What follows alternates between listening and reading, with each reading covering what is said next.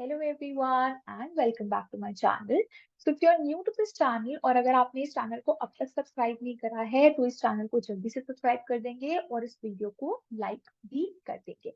चलिए, now without wasting any time, let us start with today's class। और आज हम लोग क्लास में क्या पढ़ने वाले हैं? आज हम एक बहुत इंटरेस्टिंग क्लास करने वाले हैं। A very interesting class because this is the basic class of your Lagrangian formalism. This is the first Lagrangian formalism class। यहाँ से आपका लैग्रैन्जियन फॉर्मूलिज्म जो है वो अच्छे से स्टार्ट होता है। ठीक है, इससे पहले जो हम लोग कर रहे थे we were just building blocks, Lagrangian formalism तक पहुंच रहे थे। But now finally we are here, finally we are at Lagrangian फॉर्मूलिज्म।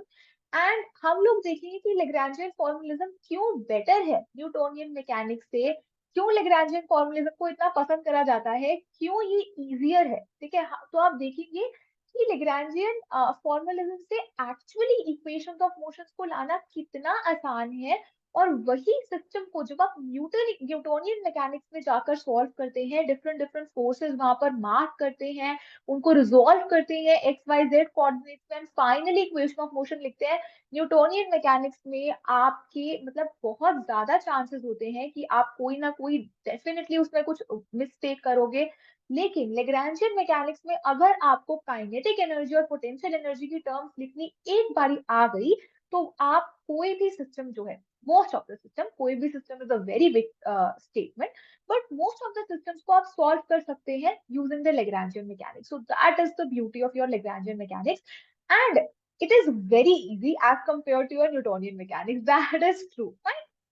चलिए, so let's start with the Lagrangian of a system. कि हमने देखा था कि जो लैग्रैन्जियन है किसी भी सिस्टम का, it is actually a function. किस चीज का फंक्शन है? हमने पढ़ा था कि ये जो ये लैग्रैन्जियन है, this is represented by a L, right? Capital L से आप इसको रिप्रेजेंट करते हैं and this is a function of Q I. Q I क्या है? क्यू आई हमने लास्ट लेक्चर में पढ़ा है। Q i are your generalised coordinates. क्या है? जनरलाइज्ड कोऑर्डिनेट्स हैं, x y z r theta phi, ये कुछ भी हो सकता है, it can be anything. Fine. चलिए, सो लैग्रैन्जियन आपका एक तो फंक्शन होगा जनरलाइज्ड कोऑर्डिनेट का, और किस चीज का फंक्शन हो सकता है? It can include the term q I dot. अब ये क्यू आई डॉट क्या है?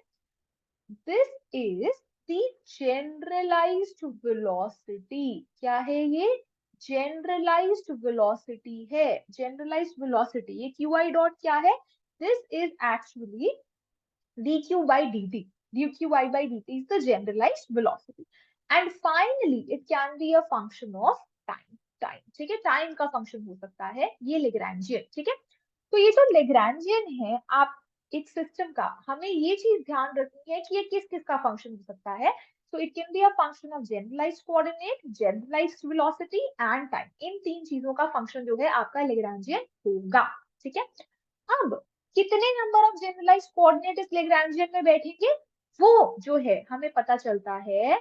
The number of generalised coordinate, the number of generalised coordinates जो लैग्रैन्जियन में बैठे होंगे, कितने बैठे होंगे? That is equal to the degrees of freedom of the system. किसके इक्वल है ma'am? Degrees of freedom of the system के इक्वल है। किसके इक्वल है? Degrees of freedom of the system के इक्वल है the number of generalised coordinate जो आपके सिस्टम में बैठे होंगे। आप सबको ये चीज तो याद होगी कि डिग्रीज ऑफ फ्रीडम जो है एक सिस्टम का वो क्या होता है ना? ये तो हमने सीखा था। हमने ये चीज, अब ये चीज मैं रिपीट नहीं कर रही क्योंकि मैं इससे पहले वाले लेक्चर में भी रिपीट कर चुकी हूँ और एक लेक्चर पूरा कंप्लीट डिग्रीज ऑफ फ्रीडम पे डेडिकेटेड था, तो आप उस लेक्चर को देख सकते हैं। मैं यहाँ पर थोड़ा सा, now we are focusing on Lagrangian formalism. Fine. चलिए, सो और मोस्ट ऑफ, अगर किसने वो लेक्चर देखा है डिग्रीज ऑफ फ्रीडम का तो उसको समझ भी आ गया होगा कि मैंने 2-3 बारी रिपीट कर दिया है कि जो डिग्रीज ऑफ फ्रीडम है वो क्या होता है। फाइन। चलिए, सो अब हमने देखा कि जो नंबर ऑफ जनरलाइज्ड कोऑर्डिनेट्स हैं लैग्रैन्जियन के अंदर वो होते हैं degrees of freedom of the system के इक्वल।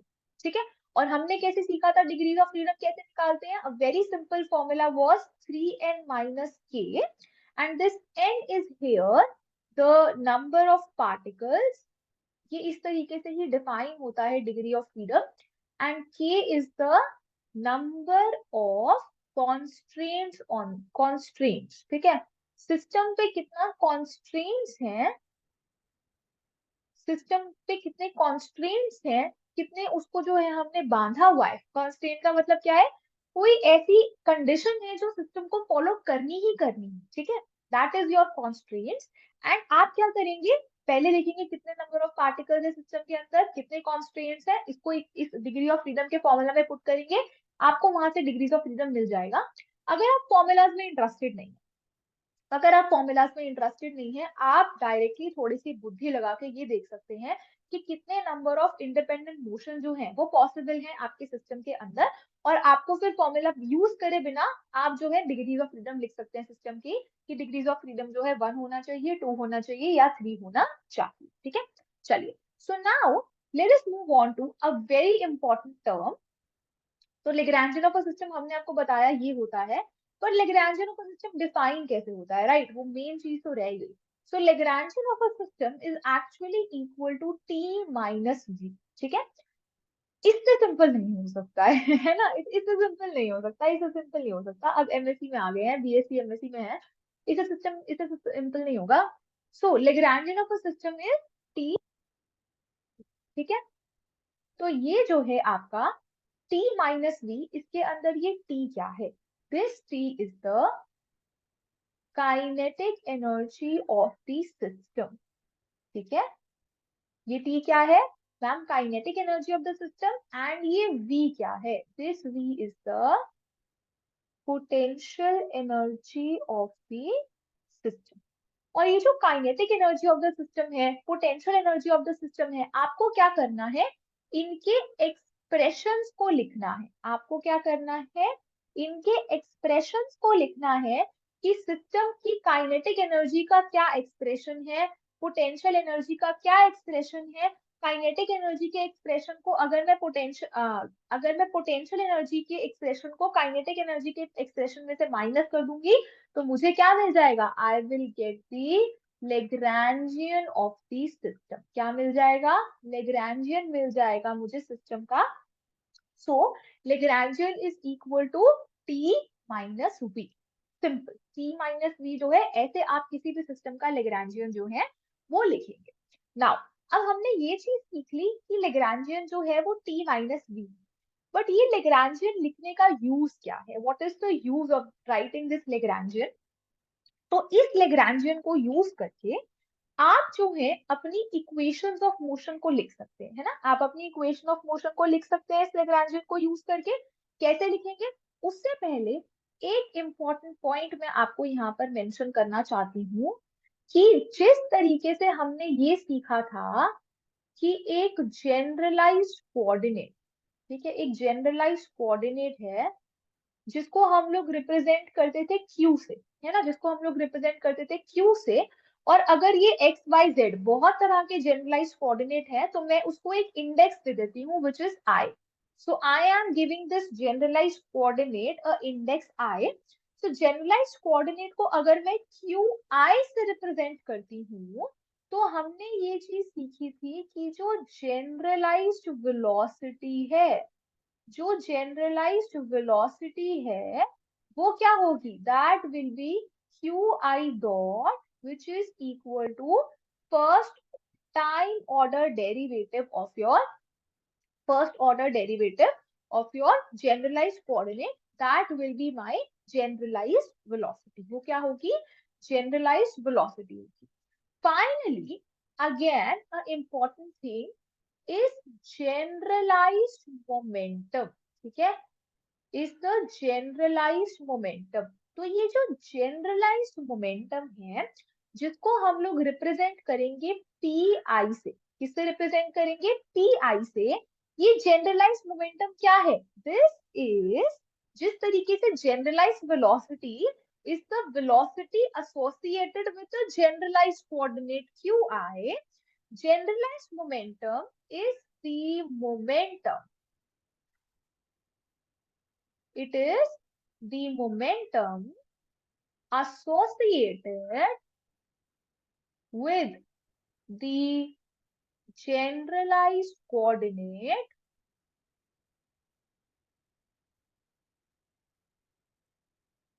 Q I. तो ये क्या है? This is the momentum associated with the generalized coordinate qi.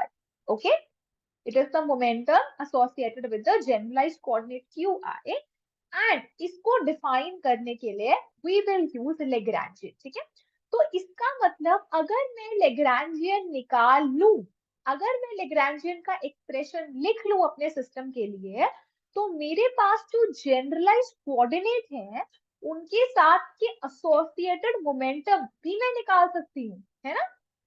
तो वो मोमेंटम हम लोग कैसे निकालते हैं? So this t i is equal to del L by del Q I dot. ठीक है, दिस टी आई यहाँ पे लिख देती हूँ मैं, t i is equal to del L by del Q I dot. ठीक है, this is how you define the generalized momentum. ये क्या है? generalized momentum की definition है। अभी लग रहा होगा थोड़ी सी मुश्किल है, कैसे याद करेंगे? when you start practicing ना, आपको ये चीज को रिवाइज करने की भी जरूरत नहीं पड़ेगी, क्योंकि आपको इतनी हैबिट हो जाएगी इस चीज को निकालने की हर क्वेश्चन के अंदर कि आपको वो दिमाग में घुस, जैसे एबीसीडी रिवाइज नहीं करते हो ना, एबीसीडी ई एफ जी याद है ना पूरा का पूरा, है ना? उसी तरीके से इसको भी रिवाइज करने की जरूरत नहीं पड़ेगी, ये चीज दिमाग में बैठ जाएगी जब प्रैक्टिस करो। प्रैक्टिस नहीं करोगे तो ऑब्वियसली बात है, फिर तो रटते रहो फॉर्मूलाज बैठ के। एक बार ही प्रैक्टिस कर लोगे, दिमाग में चीज बैठ जाएगी, सब कुछ याद रहेगा। ठीक है, अभी देख के लग रहा है मुश्किल है, फॉर्मूला कैसे याद रखेंगे, del L by del q y dot, ऐसा अजीब सा फॉर्मूला है। बट ट्रस्ट मी, एक बार शुरू करोगे ना लेग्रांजियन से क्वेश्चन सॉल्व करना, ऐसे याद होगी। ठीक है, याद रहेगा, वो और कोई ऑप्शन नहीं है, तुम्हें याद रहेगा। हर क्वेश्चन में सेम चीज निकालनी है, फिर याद ही हो जाएगी चीज, है ना? चलिए, तो अब हमने क्या देखा? अब हमने देखा कि जो आपके पास जनरलाइज्ड मोमेंटम है वो इस तरीके से डिफाइन होता है। तो अगर मेरे पास लेग्रांजियन का एक्सप्रेशन हो, if I have the expression for the Lagrangian, then I can easily find the expression for the generalized momentum. मैं generalized momentum भी कैलकुलेट कर सकती हूँ अपने सिस्टम के लिए। Okay, now let us move on to another very important topic, which is cyclic coordinate. क्या है? cyclic coordinate.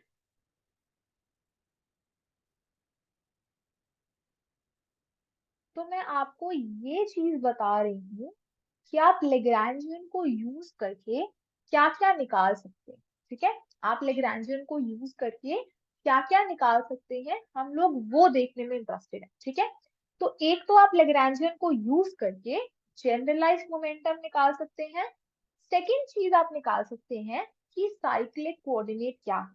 ठीक है, सेकेंड चीज आप क्या निकाल सकते हैं कि साइक्लिक कोऑर्डिनेट क्या चीज है। नाउ इफ इफ नाउ सबसे पहले हम लोग देखते हैं कि साइक्लिक कोऑर्डिनेट की डेफिनेशन क्या है। If Lagrangian of a system is not an explicit function of some generalized coordinate, let me call this generalized coordinate q, where k is the index, means del L by del QK is equal to 0. If this means, then Q of K is identified as a cyclic, थोड़ी सी handwriting, identified as a cyclic coordinate. ठीक है, तो हम लोग बोल सकते हैं कि लेग्रांजियन जो QK है that is a cyclic coordinate. Let us understand this, इसको समझते हैं, एक एग्जाम्पल के साथ समझते हैं वरना नहीं समझ आएगा। एग्जाम्पल ये है, सपोज मेरे पास एक लेग्रांजियन है। लेग्रांजियन क्या होता है? T minus V. ठीक है, तो मैंने किसी सिस्टम के लिए सॉल्व करा, this is an example. Okay, now suppose मैं एक एग्जांपल लेती हूँ, मैं एक सिस्टम कंसिडर कर रही हूँ, आपको नहीं इंपॉर्टेंट कौन सा सिस्टम कंसिडर कर रही हूँ, क्योंकि अभी हमने सिस्टम सॉल्व करना नहीं स्टार्ट करा, बट समझने के लिए कुछ तो एग्जांपल देना पड़ेगा ना, वरना तो ऐसे हवा में बातें हो जाएंगी। तो लेग्रांजियन जो है, let me take an example, this Lagrangian is m/2 x dot square plus y dot square plus mgy। ये लेग्रांजियन हम लोग एक सिस्टम का फाइंड करेंगे इन द फ्यूचर लेक्चर्स। एक सिस्टम मैं कंसिडर करूंगी जिसके अंदर आपका सेम यही लेग्रांजियन आएगा, बट क्योंकि मैं आपको अभी एक एग्जांपल दे रही हूँ, समझा रही हूँ, तो मैं ये नहीं बता रही है कौन से सिस्टम का लेग्रांजियन है, बट ट्रस्ट मी, ये एक लेग्रांजियन, ठीक है, दिस इज अ लेग्रांजियन। इस लेग्रांजियन के अंदर, ये जो लेग्रांजियन है, इसके अंदर आपको साफ साफ दिख रहा है कि जो ये टर्म है, ये टर्म जो है आपकी, this is the kinetic energy term and this is the potential energy term. क्या सबको ये चीज दिख रही है? This is clear? कैसे? हमें पता है मैम, जो काइनेटिक एनर्जी होती है वो किस पे डिपेंड करती है? वेलोसिटी पे डिपेंड करती है। हमेशा काइनेटिक एनर्जी कैसे लिखते हो? mv²/2, ऐसे ही लिखते हो ना, mv²/2, इसी तरीके से लिखते हो। अब जो वेलोसिटी है, अगर मैं उसको x के टर्म्स में लिखूं, अगर मैं v ऑफ x लिखूं, तो वो कैसे लिखते हैं? x डॉट, ऐसे ही लिखोगे ना। तो काइनेटिक एनर्जी x डायरेक्शन में कैसे लिखोगे? mx.2/2। सिमिलरली y जो है, अगर मैं y डायरेक्शन देखूं, तो वेलोसिटी जो होती है इन द y डायरेक्शन, उसको आप कैसे लिखते हो? y डॉट लिखते हो। ये x डॉट और y डॉट क्या है ma'am? x dot is dx by dt which is velocity in the x direction। y dot क्या है? y dot is ma'am dy by dt which is the velocity in the y direction। So vy is equal to y dot, right? तो kinetic energy in the y direction कैसे लिखोगे?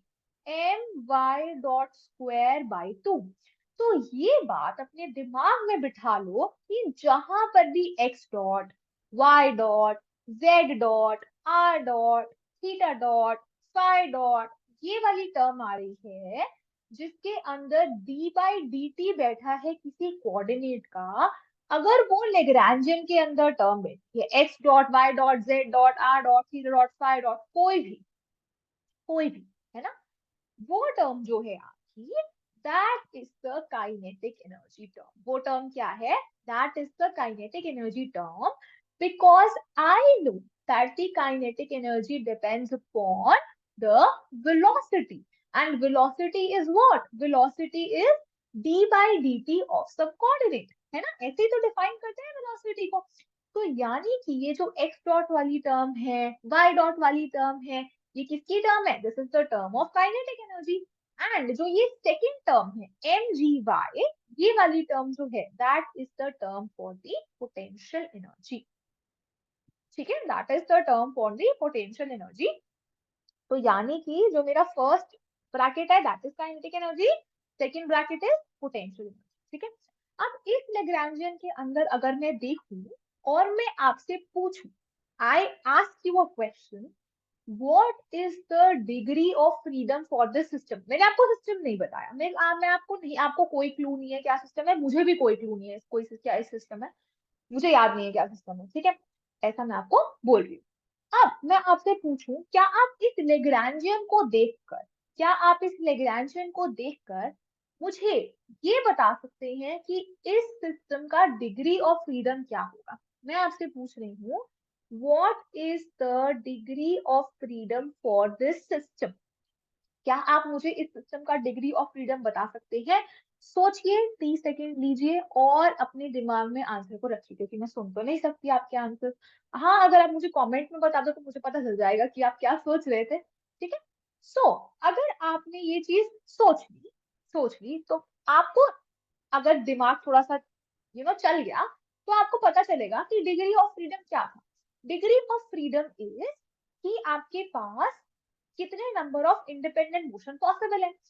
तो kinetic energy जो है, kinetic energy के अंदर x भी बैठा है और y भी बैठा है, x डॉट और y डॉट है ना, तो काइनेटिक एनर्जी मतलब वेलोसिटी x डायरेक्शन में भी है, वेलोसिटी y डायरेक्शन में भी है। अगर वेलोसिटी x डायरेक्शन में भी है, वेलोसिटी y डायरेक्शन में भी है, तो इसका मतलब नंबर ऑफ इंडिपेंडेंट मोशन क्या पॉसिबल हो गए, 2, x डायरेक्शन में एंड y डायरेक्शन में। तो डिग्री ऑफ फ्रीडम कितना हुआ सिस्टम का, man degree of freedom will become 2, degree of freedom will become 2 because the number of independent motion is 2 in x direction and in y direction. Easy, got it? एक चीज, एक तरीका और, एक तो इंडिपेंडेंट मोशन का तरीका हो गया, ठीक है, डिग्री ऑफ फ्रीडम निकालने का। सेकेंड तरीका इज, मैंने आपको बताया था कि अगर मैं कोई लेग्रांजियन लिख रही हूँ तो उसके अंदर, अब सब बच्चे ध्यान से इस वाली स्टेटमेंट को देखेंगे कि ये स्टेटमेंट क्यों इंपॉर्टेंट है। मैंने आपको ये चीज बताई थी कि अगर मैं लेग्रांजियन लिख रही हूँ तो नंबर ऑफ जनरलाइज्ड कोऑर्डिनेट्स जो लेग्रांजियन में बैठे हैं, the number of generalised coordinates which are in the Lagrangian, that is equal to degrees of freedom of the system. किसके इक्वल है, degrees of freedom of the system के equal है। तो यहाँ पर कितने नंबर ऑफ जनरलाइज्ड कोऑर्डिनेट बैठे हैं सिस्टम के अंदर, एक तो बैठा है x और एक बैठा है y, एक बैठा है x, एक बैठा है y। वेलोसिटी किस किस पे डिपेंड, काइनेटिक एनर्जी किस किस पे डिपेंड कर रही है, x वाले जनरलाइज्ड कोऑर्डिनेट पे, y वाले जनरलाइज्ड कोऑर्डिनेट पे। उसका डॉट है बट डिपेंड तो x और y पे कर रही है ना। तो इसका मतलब क्या है, इसका मतलब ये है मैम कि जो डिग्री ऑफ फ्रीडम है वो अगेन क्या है, 2। तो दो तरीके से डिग्रीज ऑफ फ्रीडम आप देख सकते हो, एक तो आप देख सकते हो कि नंबर ऑफ इंडिपेंडेंट मोशन कितने पॉसिबल है, या फिर आप ये देख सकते हो कि लेग्रांजियन के अंदर कितने नंबर ऑफ जनरलाइज्ड कोऑर्डिनेट्स बैठे हैं। दो तरीके बता दिए मैंने। चलो अब हम लोग क्या करेंगे, अब हम लोग भटक गए थे कि साइक्लिक कोऑर्डिनेट क्या होता है, वो चीज देखते हैं। अब अगर मैं इस लेग्रांजियन का, अगर मैं इस लेग्रांजियन का del L by del q k करूं, del L by del q k करूं, तो अगर वो इस इक्वल टू 0 आता है, इसका मतलब क्यू के क्या है, Q k is a cyclic coordinate. ये हमने अभी इस डेफिनेशन से सीखा। ये जो हमने यहाँ पे डेफिनेशन लिखी है, इस डेफिनेशन से हमने सीखा कि अगर del L by del q k is equal to 0 है तो Q k is a cyclic coordinate. अब ये क्यू के क्या है, for this system what are the generalized coordinates। अब ये जो 2 डिग्री ऑफ फ्रीडम है ये क्यों है, क्योंकि दो जनरलाइज्ड कोऑर्डिनेट है। कौन कौन से जनरलाइज्ड कोऑर्डिनेट है, एक जनरलाइज्ड कोऑर्डिनेट है x, एक जनरलाइज्ड कोऑर्डिनेट है y। ठीक है, एक जनरलाइज्ड कोऑर्डिनेट क्या है x, एक जनरलाइज्ड कोऑर्डिनेट है y। अब मुझे क्या चेक करना है, मुझे ये चेक करना है कि del L by del q k is equal to 0 है या नहीं। तो मैं क्या करूंगी, एक बारी फाइंड करूंगी del L by del x और एक बारी फाइंड करूंगी del L by del y, क्योंकि मेरे क्यू के कौन कौन से थे, एक था एक्स एक था वाई, दो जनरलाइज्ड कोऑर्डिनेट थे ना, एक था एक्स एक था वाई। तो एक बारी मैं x के लिए फाइंड करूंगी, एक बारी मैं y के लिए फाइंड करूंगी, दो बारी, क्योंकि दो जनरलाइज्ड कोऑर्डिनेट है। मैं बहुत बेसिक से लेके चल रही हूँ, इससे बेसिक से नहीं पढ़ा सकती मैं, ठीक है। अब देखो, अब जो del L by del x है, अगर मैं इस लेग्रांजियन के लिए देखूं, इस लेग्रांजियन को मैं दोबारा लिख देती हूँ यहाँ पे आप सबके लिए, L is equal to m by two x dot square plus y dot square plus m ji y, यही लेग्रांजियन था ना।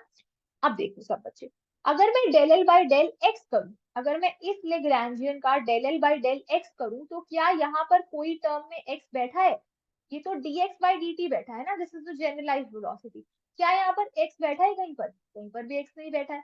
तो इसका मतलब del L by del x क्या है, del L by del x is 0, del L by del x is 0, क्योंकि इस लेग्रांजियन में कहीं पर भी x नहीं है, इस लेग्रांजियन में कहीं पर भी x नहीं है, x डॉट है। बट हम किसको ढूंढ रहे थे, x को ढूंढ रहे थे, और इस लेग्रांजियन में तो कहीं भी x नहीं है। तो इसका मतलब del L by del x is equal to 0, इसका मतलब लेग्रांजियन जो है आपका, Lagrangian is not an x explicit function of x. L जो है आपका लेग्रांजियन जो है is not an explicit function of x. अब अगर मैं क्या इस लेग्रांजियन के लिए थोड़ा सा इसको साफ कर देते हैं, अगर मैं इस लेग्रांजियन के लिए del L by del y निकालू तो क्या यहाँ पर कहीं पे y बैठा है? अरे मैम इस वाली टर्म में बैठा है ना? क्या बैठा है? एम जी वाई। तो अगर मैं del L by del Y निकालूंगी इस सिस्टम के लेग्रांजियन के लिए तो मेरे पास क्या आ जाएगा? M g del y by del y which is equal to m g, which is equal to m g. तो इसका मतलब this is not equal to zero, ये जीरो के इक्वल नहीं है। इसका मतलब लेग्रांजियन जो है is an explicit function of y। जो आपका लेग्रांजियन है वो क्या है? Is an explicit function of y। ठीक है, तो Lagrangian is not an explicit function of x but it is an explicit function of y। तो इन दोनों में से कौन सा कोऑर्डिनेट है जो साइक्लिक कोऑर्डिनेट की डेफिनेशन को फॉलो करता है? तो डेफिनेशन साइक्लिक कोऑर्डिनेट की ये कहती है कि del L by del q k is equal to zero अगर होगा तो हमारा कोऑर्डिनेट साइक्लिक होगा, वरना नहीं होगा। तो यहां पर मुझे दिख रहा है del L by del x is equal to zero है and del L by del Y is not equal to zero है। तो इसका मतलब कौन सा कोऑर्डिनेट साइक्लिक कोऑर्डिनेट है? Ma'am X coordinate is the cyclic coordinate. X coordinate is a cyclic coordinate. X coordinate क्या है हमारा? X coordinate is the cyclic coordinate. ये तो बता दिया साइक्लिक कोऑर्डिनेट क्या होता है। लेकिन अब मैं आपको एक बहुत इंपॉर्टेंट चीज बताने वाली हूँ कि हम लोग साइक्लिक कोऑर्डिनेट निकाल क्यों रहे हैं, क्यों निकाल रहे हैं, क्या फर्क पड़ता है ना? कुछ तो मतलब होगा ना, साइक्लिक कोऑर्डिनेट है तो साइक्लिक कोऑर्डिनेट है तो क्या मतलब, कुछ तो होगा। सो नेक्स्ट पेज पे चलते हैं, ये यही लिख लेते हैं। तो इसका मतलब ये है कि जब भी कोई coordinate, when ever a generalized coordinate, be it any coordinate, whenever a coordinate is cyclic, whenever a coordinate is cyclic, that means that the momentum associated with that coordinate, with that coordinate, not coordinates, with that coordinate is constant slash conserved. You can use any two words, constant or conserve। आप दोनों में से कोई भी word use कर सकते हो, constant भी यूज कर सकते हो, कंजर्व भी यूज कर सकते हो। So that means this is the significance of your cyclic coordinate. हमने साइक्लिक कोऑर्डिनेट ऐसे ही नहीं निकाला कि मजे आ रहे थे कुछ कर लेते हैं, नहीं। साइक्लिक कोऑर्डिनेट की सिग्निफिकेंस ये है दैट अगर कोई कोऑर्डिनेट साइक्लिक होता है सो द मोमेंटम जो एसोसिएटेड है with that coordinate, the momentum associated with that coordinate is constant और कंजर्व। ठीक है, तो मोमेंटम जो होगा एसोसिएटेड उस कोऑर्डिनेट के साथ वो कंजर्व्ड होगा, it will be conserved. Fine. So this is your definition of the cyclic coordinate, significance of the cyclic coordinate.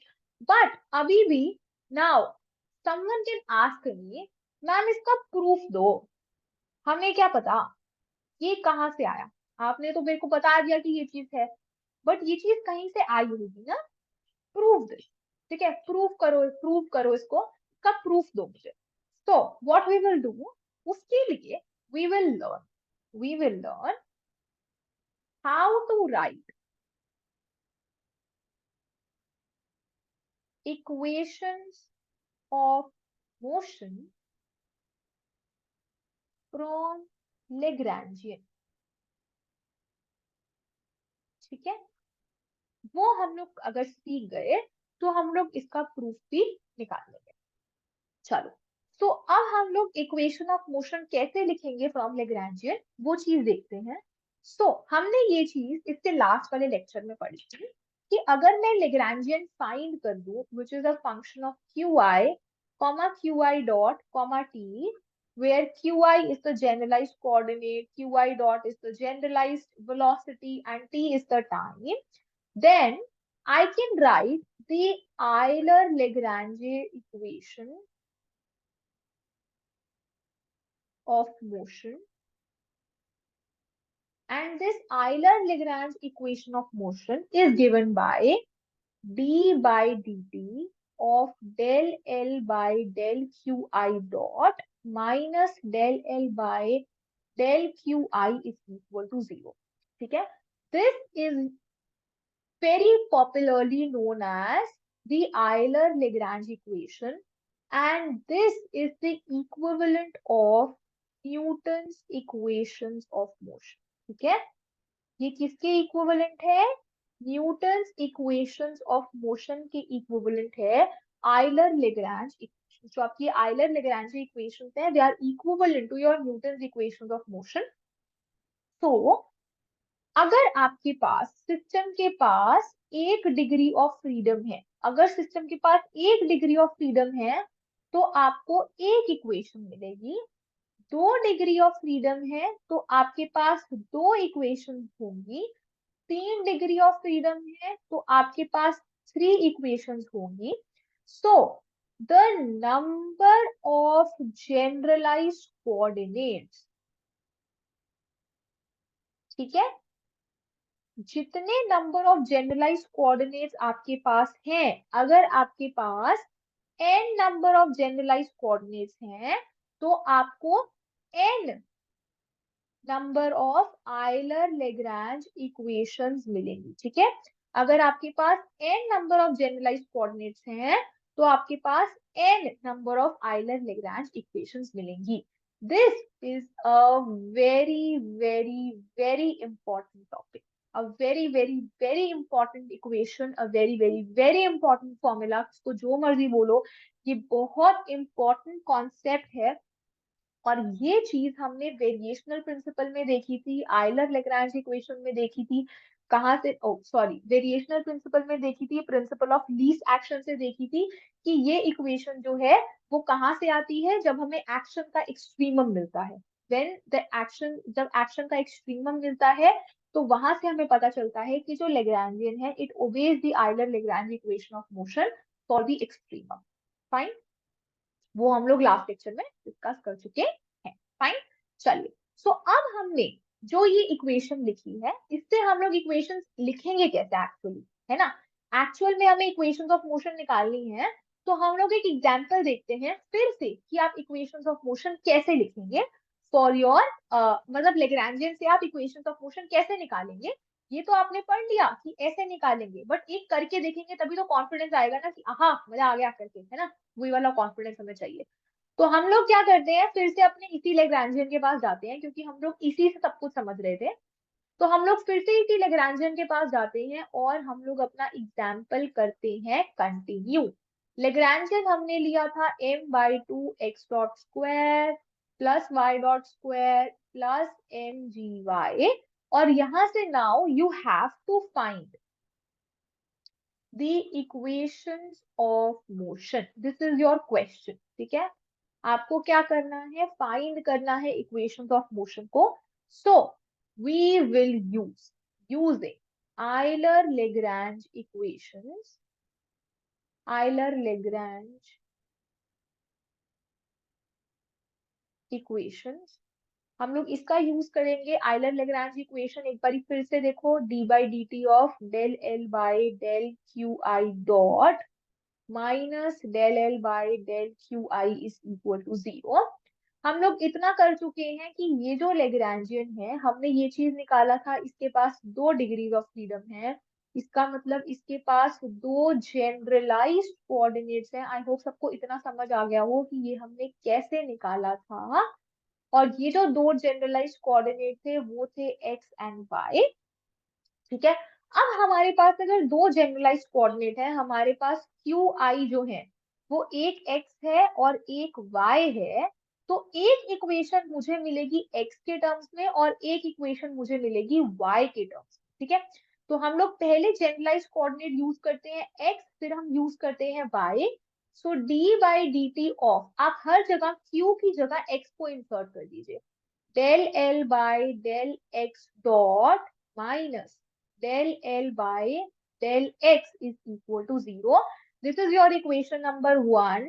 D by dt of del L by del y dot minus del L by del y is equal to 0 is your equation number 2. तो del L by del x dot अगर मैं calculate करूं, if I have to calculate del L by del x dot, मुझे क्या मिलेगा? तो आई will gate, अब आपको क्या करना है, इस इक्वेशन से del L by del x dot calculate करना है लेग्रांजियन से। तो del L by del x dot अगर मैं आपको साइड में निकाल के दिखाऊं, तो इस पूरे लेग्रांजियन को अगर आप सब बच्चे देखें तो एक्स डॉट की टर्म सिर्फ एक यहाँ बैठी है ना। तो जब मैं del L by del x dot कर रही हूँ, मैं पार्शियल डेरिवेटिव ले रही हूँ, एक्स डॉट का पार्शियल डेरिवेटिव ले रही हूँ, तो मुझे क्या मिलेगा, m by two del by del x dot of x dot square which is equal to m by 2 to x dot, ये मिल जाएगा ना। अब ये 2 और 2 कैंसिल हो रहा है। Now this is basic differentiation, I hope आपको इतनी मैथ्स याद हो, है ना। सो अब अगर मैं इसके अंदर d by D T del L by del x dot की जगह एम एक्स डॉट को पुट कर दूं, minus del L by del X, जो del L by del x है क्या मेरा लेग्रांजियन एक्स का फंक्शन है? No ma'am, so this is equal to 0। और अगर मैं सेकेंड इक्वेशन की तरफ जाऊं तो मुझे मिल जाएगा d by D T of, now you have to find del L by del y dot, और आपको वो क्या मिलेगा, एम वाई डॉट मिलेगा। इसको सॉल्व करके देखिए खुद से। ठीक है, तो मुझे अगर एम वाई डॉट मिल जाएगा minus del L by del y, और यहाँ पे del L by del y यहाँ पर बैठा है, तो अगर मैं इसको डिफरेंशिएट कर दूं तो मुझे ये मिल जाएगा। ठीक है, मुझे क्या मिल जाएगा, मुझे ये मिल जाएगा। So D by D T M Y double dot minus M G is equal to 0, और इसको मैं ये भी लिख सकती हूँ कि y double dot is equal to g. This is my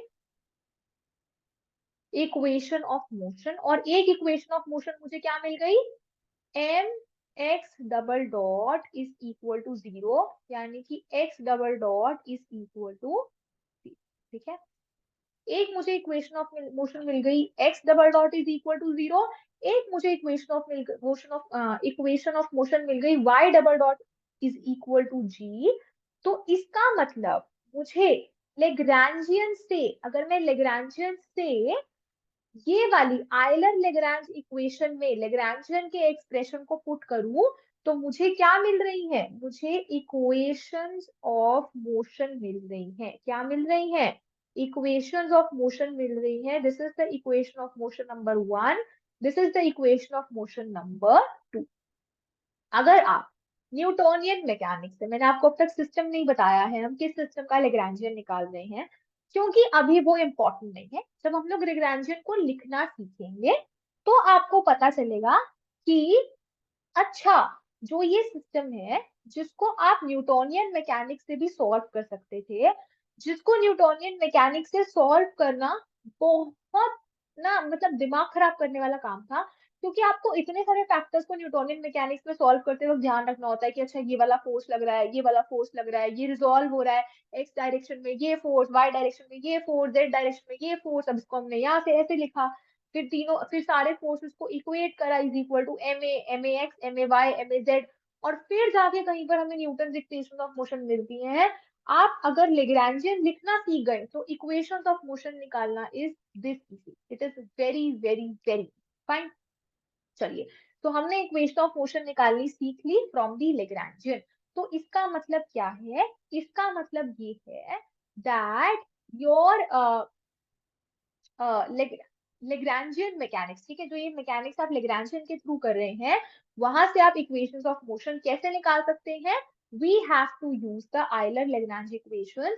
so this is a very very very important question, क्योंकि ये क्वेश्चन आता ही आता है लेग्रांजियन से, आपका क्वेश्चन आएगा ही आएगा। वो आपको पहले लेग्रांजियन लिखने के लिए देंगे, फिर उसे बोले आपको बोलेंगे कि आप बताइए कौन से साइक्लिक कोऑर्डिनेट्स हैं, इक्वेशन ऑफ मोशन लिखिए। सब सीखेंगे हम लोग, अभी कोई जल्दीबाजी नहीं करनी है, सब कुछ एक एक धीरे धीरे करके हम लोग सीखने वाले हैं।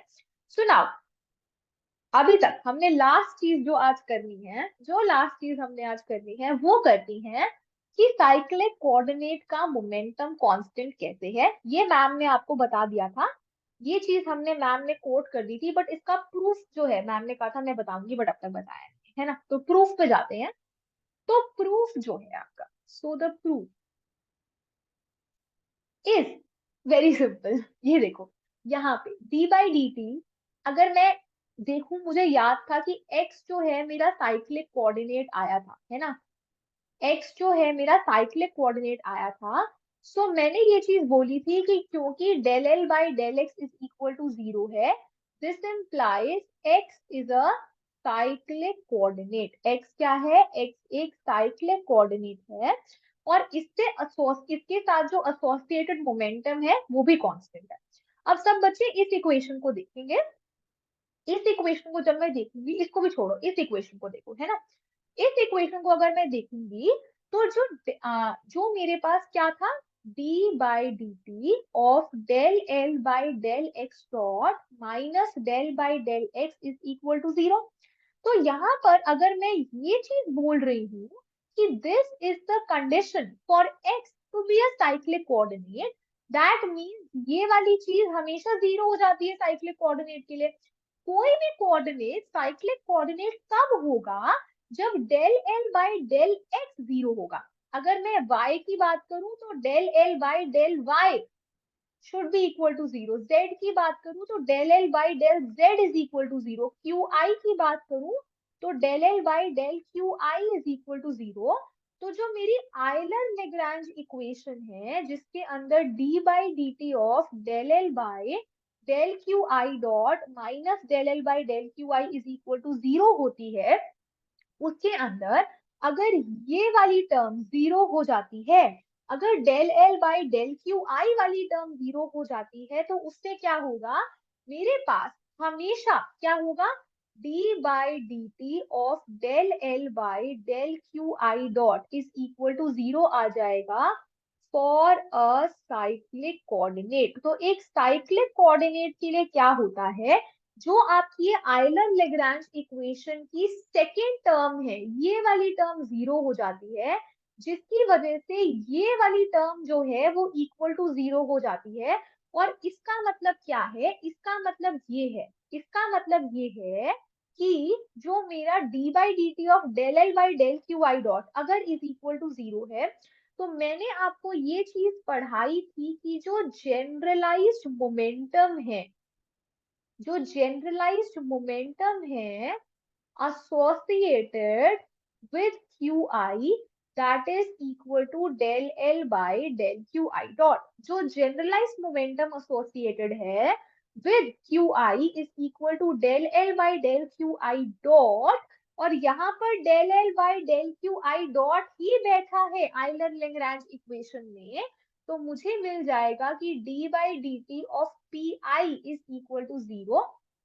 अगर d बाई डी टी, अगर अगर अगर d by D T of क्या था, del L by del Q I dot is equal to zero था, मुझे पता है del L by del Q I dot is equal to P I which is the momentum associated with the generalized coordinate, then मुझे पता है कि d by D T of P I is equal to zero है।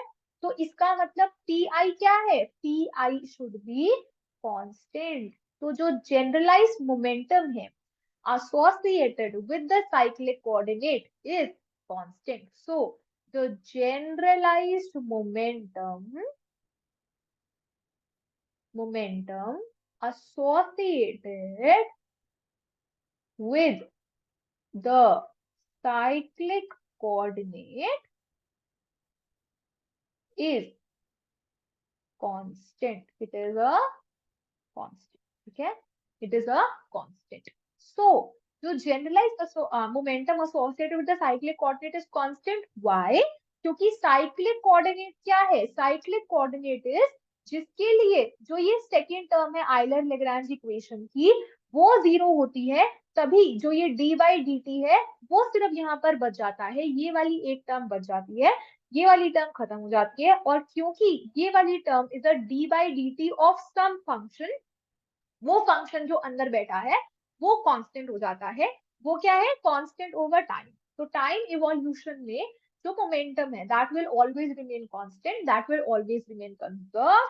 तो इसीलिए हम लोग बोलते हैं कि जो साइक्लिक कोऑर्डिनेट्स हैं दे आर वेरी इंपॉर्टेंट, क्योंकि जो जो साइक्लिक कोऑर्डिनेट्स हैं आपकी सिस्टम के लिए, उन कोऑर्डिनेट्स के साथ जो एसोसिएटेड जनरलाइज्ड मोमेंटम है that is a conserved quantity for that system, it will always remain constant for that system. अगर मैं टाइम में सिस्टम आगे बढ़ रहा है, टाइम जैसे जैसे टाइम आगे बढ़ रहा है सिस्टम में कुछ चेंजेस हो रहे हैं ना, सिस्टम में चेंजेस हो रहे हैं, उसके बावजूद भी जो ये क्वांटिटी है that will always remain constant over time, ठीक है। टाइम इवोल्यूशन होने पर ये वाली क्वांटिटी हमेशा कंजर्व्ड रहेगी, हमेशा कांस्टेंट रहेगी, it will not change over time, ठीक है। कौन सी quantity? This generalized momentum associated with the cyclic coordinate, it will always remain constant with time evolution। अगर टाइम चेंज हो रहा है, टाइम चेंज होने के बावजूद भी इस सिस्टम का जो ये generalised momentum associated with the cyclic coordinate है, it will always remain constant. So इस सिस्टम के लिए अगर मैं निकालूं जल्दी से, अगर del L by del x is equal to zero था, तो इससे मुझे क्या पता चलेगा? इससे मुझे पता चलेगा दैट जो मेरा momentum associated with the X generalised coordinate है दैट इज कांस्टेंट। जो मेरा momentum associated with X generalised coordinate है दैट इज कांस्टेंट, क्योंकि del L by del x is equal to zero आ गया, तो D by D T of P X is equal to zero. और ये सिर्फ तब पॉसिबल होगा जब पी एक्स क्या होगा? कांस्टेंट होगा। जब px कांस्टेंट होगा ये चीज सिर्फ तभी पॉसिबल होगी। दैट मीन्स कि जो आपका टाइम इवोल्यूशन हो रहा है, जैसे जैसे टाइम आगे बढ़ रहा है, उसके साथ साथ योर दिस क्वांटिटी, जो ये आपकी कंजर्व क्वांटिटी है, it will always remain constant, ये कभी भी चेंज नहीं होगी। ये हमें जो है वो एडवांटेज है, this is the physical significance of the cyclic coordinate, कि इसके साथ जो एसोसिएटेड मोमेंटम है that will always remain constant, it will always remain conserve, time के साथ it will not change, it will not vary, ठीक है। तो this is a very very very very important concept again, ठीक है, जो कि हमें लेग्रांजियन से पता चलता है, ठीक है। तो हमने क्या क्या सीखा लेग्रांजियन से निकालना? हमने सबसे पहले एक चीज सीखी कि हम लोग लेग्रांजियन से जनरलाइज्ड मोमेंटम निकाल सकते हैं, हम लोग लेग्रांजियन से जनरलाइज्ड मोमेंटम निकाल सकते हैं, हम लोग लेग्रांजियन से साइक्लिक कोऑर्डिनेट निकाल सकते हैं। क्या निकाल सकते हैं? साइक्लिक कोऑर्डिनेट निकाल सकते हैं। एंड फाइनली हम लोग लेग्रांजियन से इक्वेशंस ऑफ मोशन निकाल सकते हैं using the Euler Lagrange equation of motion. क्या यूज करके? Euler Lagrange equation of motion को यूज करके हम लोग न्यूटन इक्वेशंस ऑफ मोशन भी निकाल सकते हैं using the Euler Lagrange equation, using the Lagrangian formalism, ठीक है। और फाइनली हम लोग क्या निकाल सकते हैं? साइक्लिक कोऑर्डिनेट निकाल लिया तो हमें क्या पता चल जाएगा? साइक्लिक कोऑर्डिनेट निकालने से हमें ये पता चल जाएगा कि what are the conserved quantities for the system. कौन सी क्वांटिटीज जो हैं वो कंजर्व्ड है, what are the conserved quantities for the system. तो जो जो कोऑर्डिनेट साइक्लिक है उसके साथ एसोसिएटेड मोमेंटम इज कांस्टेंट, उसके साथ associated momentum is conserved, fine.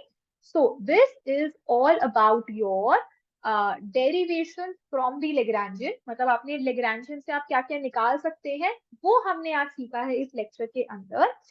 in the next class, in the next lecture, in the next class, we will see more Lagrangians। हम लोग और काम करना सीखेंगे लेग्रांजियन के साथ। अभी तो हमने एक एग्जाम्पल कंसिडर करा है ना, मैंने आपको ये भी नहीं बताया कि वो कौन से सिस्टम का था लेग्रांजियन। मैंने एक एग्जाम्पल कंसिडर करा, हम लोग 2-3 एग्जाम्पल्स और करेंगे जिसके अंदर मैं आपको लेग्रांजियन दूंगी सिस्टम का। हम लोग उससे बहुत सारी चीजें निकालेंगे सिस्टम के बारे में, एंड फाइनली हम लोग सीखेंगे, लास्ट में हम लोग सीखेंगे कि ये लेग्रांजियन को निकालते कैसे हैं, how to find the Lagrangian, how to write the Lagrangian, how to write the Lagrangian. ठीक है, तो ये जो है आपका, जब आप लेग्रांजियन लिखना सीख जाओगे उसके बाद हम लोग बहुत सारे क्वेश्चंस करेंगे जिसके अंदर हम लोग लेग्रांजियन एक एक करके लिखेंगे और उस सिस्टम के बारे में डिफरेंट डिफरेंट इंफॉर्मेशन जो है वो निकालते जाएंगे। ठीक है, और उन सिस्टम्स में से कोई भी एक सिस्टम आपके एग्जाम में आ जाएगा। कुछ गिने चुने सिस्टम्स होते हैं, वही सिस्टम घूम घूम के एग्जाम में आते हैं। ठीक है, बहुत रेयर होता है कि कोई नया ही क्वेश्चन आए। ठीक है, तो इसीलिए जो ये सारी की सारी वीडियोस होंगी, all these videos are very important. ठीक है, आप इन सब वीडियोस को जरूर देखिए। अगर आपको आज का लेक्चर अच्छा लगा हो तो इस वीडियो को जरूर लाइक करेंगे एंड इस वीडियो को शेयर भी करेंगे अपने फ्रेंड्स के साथ जो स्ट्रगल कर रहे हैं, बेचारे बच्चे है ना, आपकी क्लास में और बच्चे जो स्ट्रगल कर रहे होंगे उनको ये वीडियो शेयर करेंगे। And thank you so much for watching, do subscribe this channel अगर आपने अब तक नहीं करा है। Thank you so much for watching and I will see you all in the next video. Bye bye guys.